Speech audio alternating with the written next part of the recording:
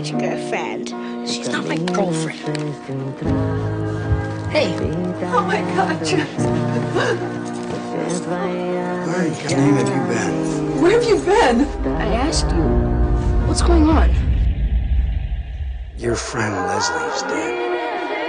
I grew up in a world that felt cold and cruel. From home to school, from strict and boring parents to bullies who made school feel like a war zone. The world kept telling me that dreams were a waste of time, that only reality mattered. Then, one day, a girl named Leslie showed up. Somehow, her arrival became the turning point in my life. Not long after we met, we became best friends, fast. And she lived right next door. Behind our houses was a strange forest. It felt like a different world, like something lived there we couldn't see. Then we found an old, broken-down cabin in those woods, and from that moment on, it felt like that place was calling to me. It was like I'd been reborn. The next day on the school bus, Leslie sat right behind me. She passed me a set of paintbrushes, said it was for my birthday. I looked at them and knew, right away, they were expensive. But she just smiled and said, "So what? On the way to school?" That same bully showed up again, trash-talking me. But this time, I wasn't scared. Right in front of him, I helped the music teacher carry her stuff. And in that moment, I realized, guys like him, just loud paper tigers. From then on, me and Leslie went to that cabin every day. I kept wondering, how could a girl like her be so good at everything? She laughed and said, "For a boy, I sure had a wild imagination and real talent for drawing." Okay, fair. Then came the rain, out of nowhere. I waved goodbye,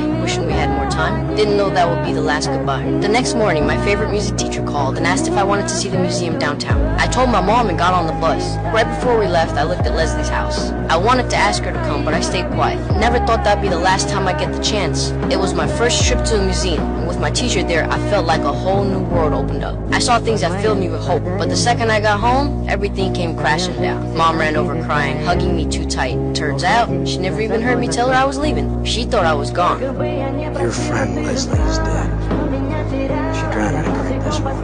Apparently she tried to swim across it. I think she had her head. I didn't believe what they were saying. Not until I ran to Leslie's house and saw the police cars out front. That's when I knew. It was real. The next day, my parents took me to say goodbye, and her dad just broke down and hugged me. She loved you. You know, Leslie, you never had much luck making friends in her old school. We were hoping that when we moved out here, she would. She said if it wasn't for you, Jess, you're the best friend she's ever had.